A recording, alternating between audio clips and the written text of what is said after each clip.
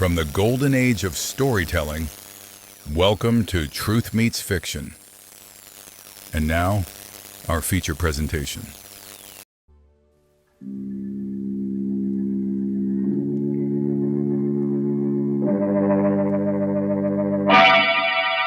Lipton Tea and Lipton Soup present Inner Sanctum Mysteries, starring Boris Karloff.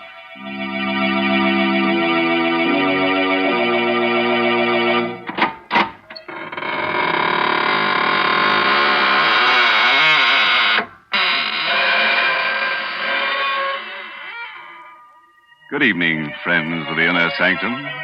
This is your host. Welcome again through the squeaking door to another session of mystery, murder, and madness. Oh, excuse me if I don't get up, but I'm all worn out. Yes, I've had a hectic few days with an old friend who just blew into town. He's one of those earnest souls who insists on doing everything for himself. Consultations with the monument makers, the grave diggers, fittings at the coffin maker. Yes, quite a busy body. But then we only die once, you know. Oh, these friends of yours, they're such unhappy people. They never seem to enjoy life. Never seem interested in any of the quiet, peaceful, good things of life. For instance, what's the use of telling one of your spooky characters about Lipton tea? They wouldn't like it. But other people enjoy that brisk Lipton flavor. They settle back in an easy chair and say to themselves, Lipton certainly has a rich, hearty flavor. Never the least bit wishy-washy. No siree. But would a ghost appreciate Lipton's? Indeed, he would not. And it's lucky Lipton's is made for real live folks who like good things, or else it wouldn't be the world's largest selling brand of tea. Mary, you've been very hard on my friends. Very. And they won't like it. But then most live folks don't enjoy being scared to death. And that's just what's going to happen to you tonight. Our story is called The Corridor of Doom. It's an original radio play written by Robert Newman. And our star tonight is a man who gives even me the shakes. The famous star of stage, screen, and radio, Boris Karloff. Have you thought about death lately? Not the fact that it's inevitable, that it must come to all of us someday, but rather how it will come. Do you think of it as a sleep and a waking, of a sudden transition from one state of being to another, or to a state of non-being? John Clay was one of those people who never thought about it at all, until he found himself walking down that dim and endless passage which... But suppose we let Boris Karloff in the role of John Clay tell you about it himself. If your blood pressure will take it, put out the lights and come on a little trip down the corridor of doom. When I woke up, I had no idea of where I was or how I'd gotten there. I was lying on a hard, white bed in a clean, white room. There was a dull pain in my abdomen. Touching it tentatively, I felt a bandage. So that was it. An operation. But for what? And where was I? At that moment, the door opened, and she came in. Good afternoon. Or is it evening? Whichever you prefer. It doesn't matter. My name's Clay. John Clay. Yes. And yours? You can call me Nada. Exactly. Where am I? In what hospital? It has no name. What? But that's ridiculous. I'd like to speak to Dr. Rogers. If you'll get him for me, please. There is no Dr. Rogers. At least, not here. Then who operated on me? And for what? Listen, I'm not a well man. I've a very bad heart. Will you get someone who can talk to me? If you wish. I'll call Dr. Stone.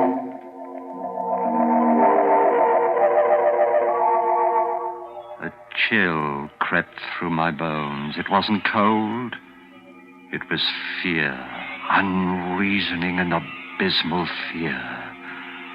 The door opened again, And there stood a heavy-set man, his hair flecked with gray, and with him, my son-in-law, Alex Bartlett.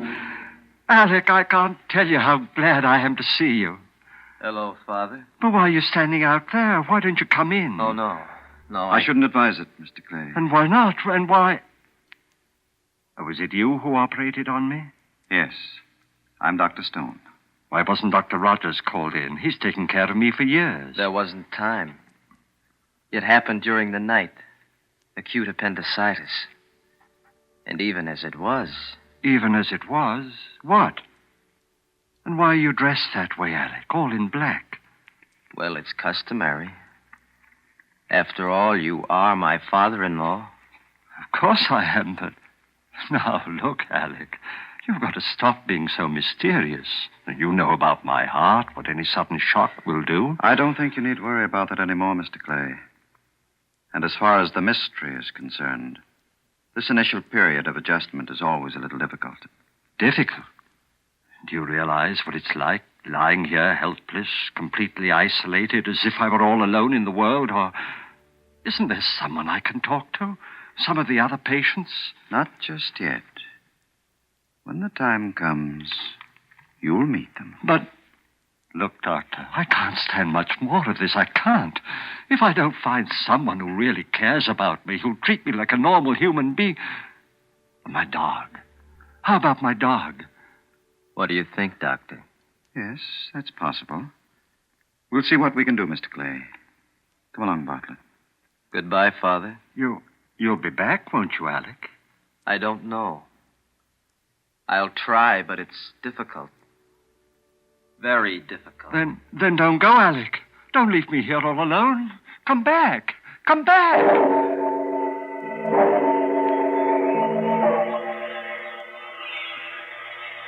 I waited and watched and waited. Then the door opened, and there was the doctor again. There was a small, thin-faced man with him this time, wearing the white coat of an orderly and carrying a black box with a handle. My dog. You brought my dog. All right, Martin. Give it to him. Yes, sir. Oh, thank heaven, now at least. Come on, Carrie. Come on, boy. Get up. Wake up. Why, what's the matter? Carrie. He's not asleep. He's dead. You wanted him, Mr. Clay. But why didn't you tell me? When did he die? How? How old was he? 11 and a half. Maybe 12. Pretty old for a dog. That's probably why he could come. What do you mean? What are you trying to do to me? Don't you realize I'm a sick man? Easy, Mr. I won't Clay. take it easy. I won't stay here another minute. I'm leaving right now. Sorry, but I don't think we can permit that. No, well, we'll see about that. You're getting yourself all upset for no reason, Mr. Clay, making it very difficult for the rest of us. Martin, Yes. you'd better let me have some of that bottle there. About 10 cc's. The red medicine? Yes. I don't want any medicine. I won't take it. Now, please, Mr. Clay. I won't, I tell you. No, I don't want the... It's awful. Salty. It tastes like... Yes. But I think you'll find that it will make things much easier for you. Very much easier. You're doping me up. That's what you're doing. Putting me to sleep. You think that when I wake up, I'll forget about everything. Yes, Mr. Clay. You'll forget about everything. Everything.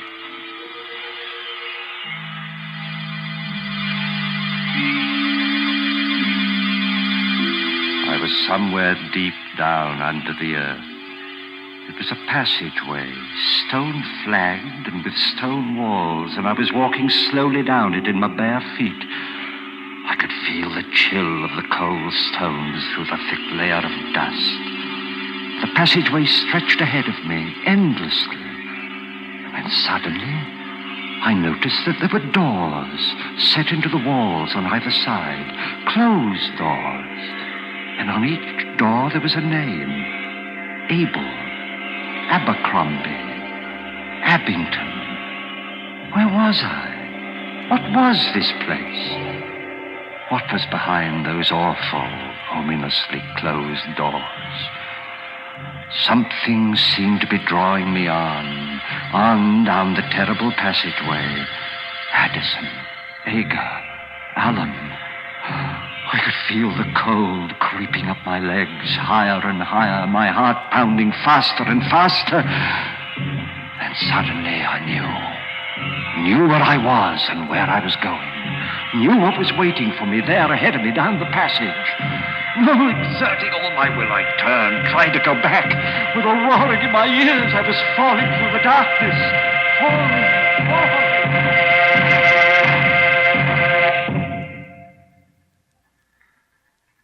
When I opened my eyes, I was in that cold, white room again, clutching the blankets with trembling hands.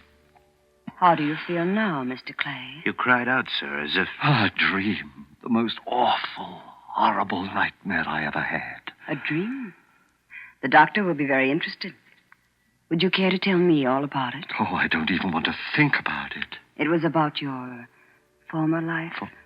Former life? Oh, I'm sorry. I shouldn't have said that. I meant...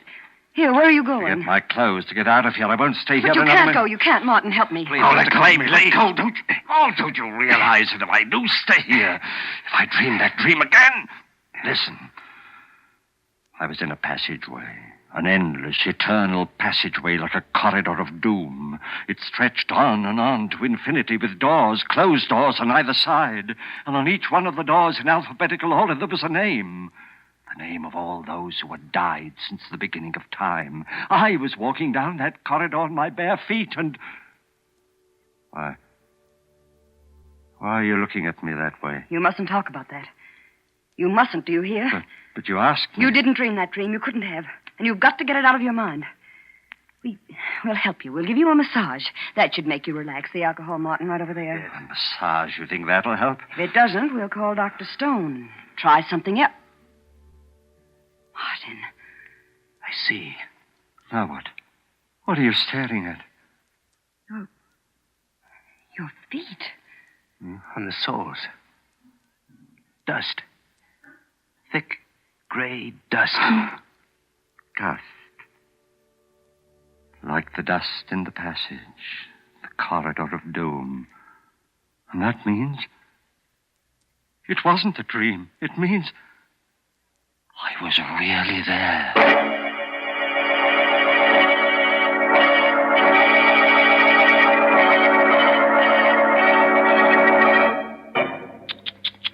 Dirty feet on those nice, clean sheets.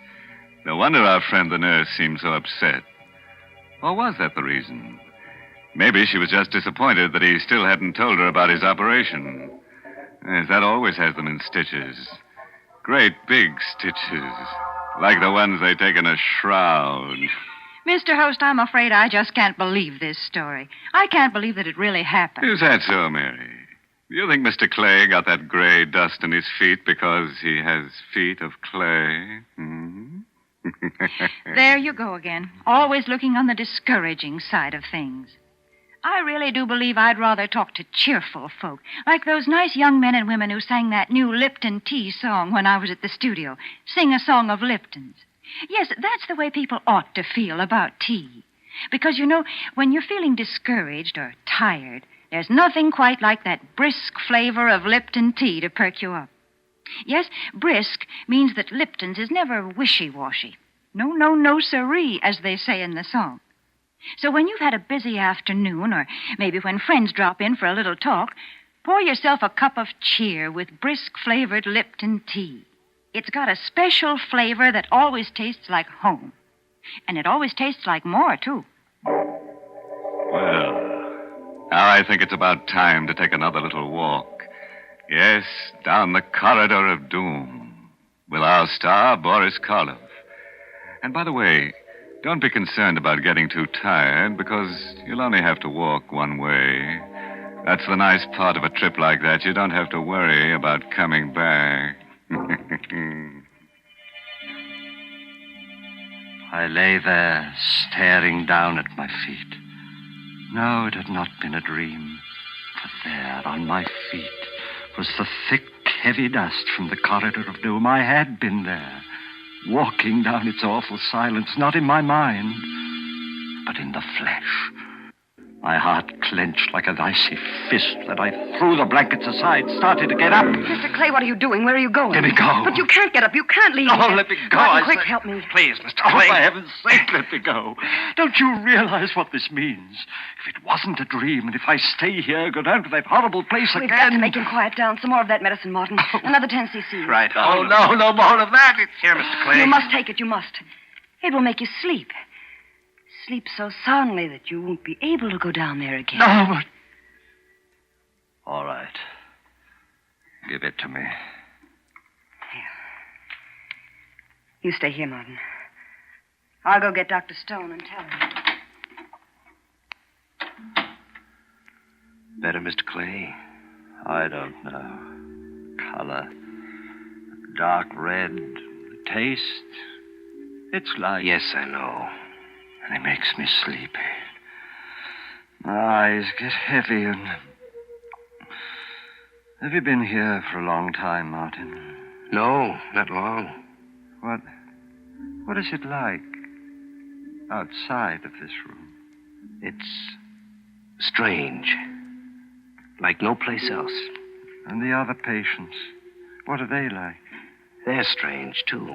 Listen, Martin. I'm a rich man. You're the only friend I've got here. You've got to help me. Whether you're rich or poor doesn't matter. As for helping you, that's what I'm here for. You've got to stay here. Watch me. Every minute. My heart. I don't think it'll stand much longer.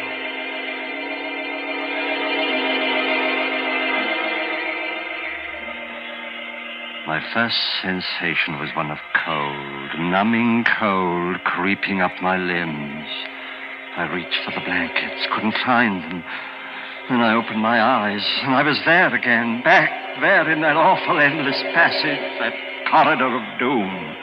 The same stone wall, stone floor, covered with a thick layer of dust. The same doors with a name on each one, on both sides of me. But now I was up to the bees. That one there, Barbara, next to it, Babbitt, and then Backer. I tried to cry out, but I couldn't utter a sound. I tried to stop, check myself. My muscles didn't respond. Slowly, heavily, I continued walking on down that endless passage, past Badger, Baffin, Bagley, past the bees and towards the seas, towards a door with my name on it. My heart pulsed, pounding with terror, my breath rasped in my throat. Convulsively, I clutched at the walls, forced myself completely around. Then, as if I were fighting against a roaring gale, I drove myself back. One step I took, 2, 3, and I stumbled and was falling again, falling through darkness, complete, absolute, unending.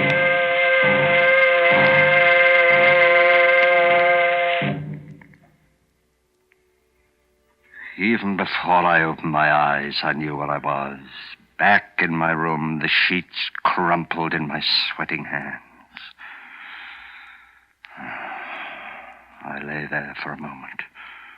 I knew that this was my last chance. And as I knew where I was. Back in my room, the sheets crumpled in my sweating hands. Slipped out of bed, tiptoed to the door of the room, opened it a crack, and peered out. A hospital corridor.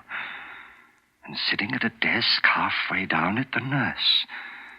Could I slip past her? Then on a table next to the door, I saw the telephone. A telephone! Now I could get help. Reach someone who would save me, take me out of this place. Picking it up quietly, I dialed my daughter's number, Alec Bartlett's wife.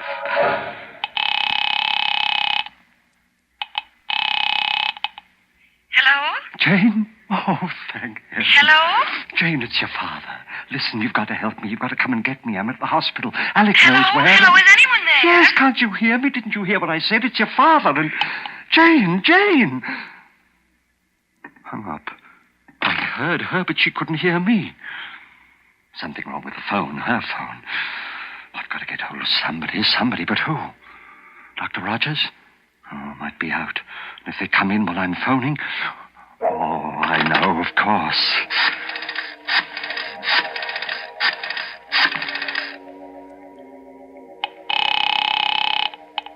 Police headquarters, Ryan speaking. Hello, police. This is John Clay of Riverside Road. I'm at a hospital. I don't know where. Hello? But can't you hear me, officer? For heaven's sake, listen. It's a matter of life and death. John Clay at a hospital. My son-in-law, Alec Bartlett, can tell you where. Hello? Officer, listen. Don't hang up. Oh, Don't. nuts. Officer, hello. Anything the matter, Mr. Clay? Dr. Stone, your telephone, there's something wrong with it. No, Mr. Clay. There's nothing wrong. Not with the telephone. But I tried to make 2 calls. 2 different numbers, and... I know. And you should have known. Nurse, orderly. Should have known what? Why couldn't they hear me when I could hear them? Why? Yes, Dr. Stone? Will you put Mr. Clay back into bed? No. I'm awfully sorry, sir. I only went out for a minute. Come on, Mr. Clay. No, please. leave me alone, please. Mr. Let go. Clay, No. No use struggling. You know that, don't you? Yes, I know. Doctor, I won't have to go back down there again, will I? Down to the corridor? That's not up to me. All right, nurse. I think we're ready for another dose. The final one. Yes, Doctor. No, doctor. No, not that red medicine. Not again. I'm sorry, but you've had a lot of time. All the time we can give you. All right, Mr. Clay. No, I won't Here. take it. You know what it means, Doctor. I go back down there again to the corridor. It'll be to the letter C. To the place where my name is. If he won't take it by himself, perhaps you'd better help her, Martin. Yes, sir. No, Here, no, Mr. no, Clay. no, Doctor.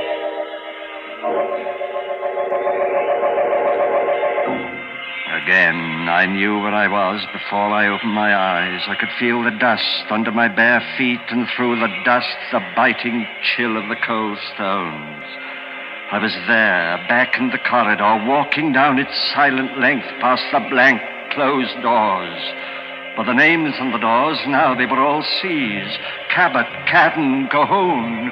On I walked, the beating of my heart, the pounding of my pulse loud in my ears. On down the passage, no longer even trying to fight against what I knew was inevitable. On past Cameron, Chelsea, Chiswick, and then, suddenly, terribly, one door. A door with my name on it, gaping, waiting for me. I tried to stop, to turn, but my legs carried me forward. I was but 2 doors away. I could see into it now, see that it contained nothing.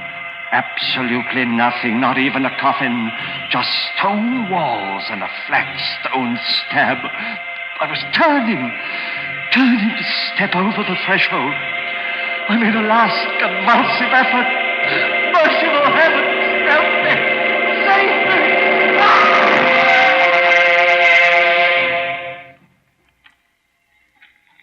All right, Martin. Pick him up. Yes, sir. Is it all over? Hello, Bartlett. In at the death, eh? I'll see if there's any pulse, of course, but I should think it is all over. It is Stone, but not the way you think. What? Clay. He's not dead. No thanks to you. All right, get him up, both of you. Here, Mr. Clay, let me help It's you. all right, Martin. I'll be fine from now on. But how? Don't look so surprised, Alec. Mr. Martin is a detective. I hired him some time ago. You see, I had a feeling that something was wrong when that railing broke accidentally, and I took that bad fall. So I decided I should investigate. You can't prove it. You can't prove anything. The first results of Martin's investigation showed me what bad financial shape you were in. And it was then that I realized that you had actually been trying to murder me to get hold of my money. So I faked that story of having a very bad heart. You mean it? I thought it would give you the idea of trying something more subtle and less dangerous. And it certainly did. But you still can't prove anything, not a thing. No, don't you worry about that. Don't forget. Come back here, Bartlett. You'll never have a chance to prove it. Come back, Bartlett. Oh, you shot him, killed him. Well, I couldn't have. I fired up in the air to get him to stop. Come on. But I don't understand it. Yeah, got a mark on him. But he is dead. He was the one who had the bad heart. That's what gave me the idea of pretend. Good heavens, look. At what? This hallway was supposed to be the corridor of doom. When I reached the door with my name on it, I was supposed to die. Look. Look at the name on that door there. The one right next to him. Bartlett. His name. So what? Nothing, Martin. Nothing at all.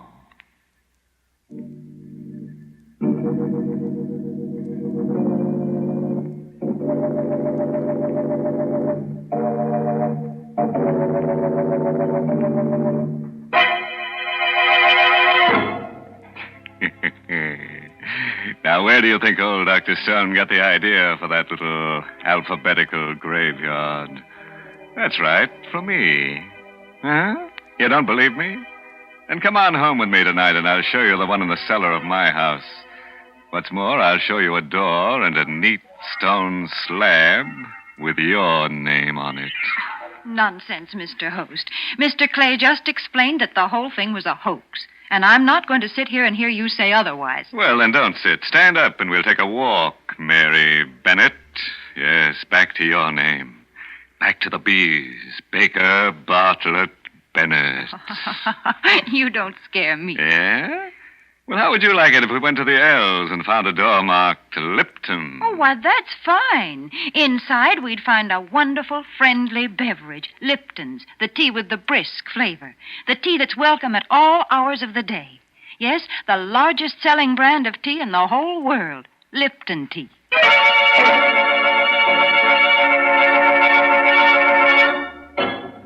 And now a word of advice. If you should wake up tonight with a sudden chill, find yourself walking barefoot down a dusty stone corridor with doors on both sides of it, don't get excited. Just insist on a doom with a view. By the way, this month's Inner Sanctum mystery novel is The Whistling Legs by Roman McDougal. Yes, and next week's Inner Sanctum story, directed by Hyman Brown and brought to you by Lipton Tea and Lipton Soup. Next week's story is about women. Yes, 2 women who like to be treated rough. Choke 'em to death, shoot 'em, murder 'em. They'll love you for it. And who do you think is going to be their boyfriend? That's right. Boris Karloff. Boris Karloff will be with us again next week, because who else could love such women? So, if you're in a tender mood, tune in next Tuesday. Until then, good night. Pleasant dreams.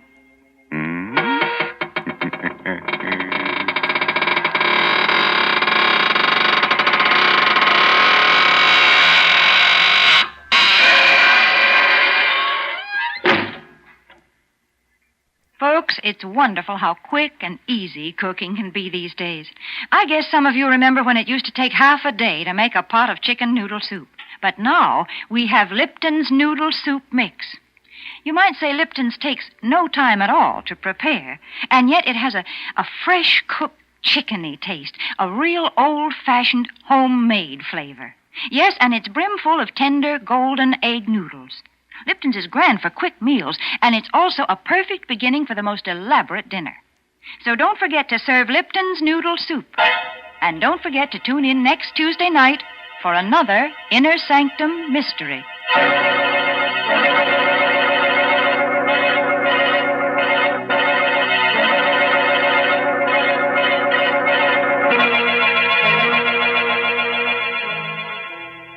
This is CBS, the Columbia Broadcasting System.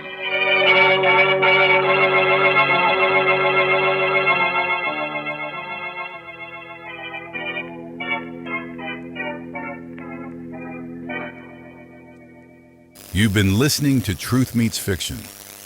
Until next time, keep a light in the window and a story in your heart. Good night.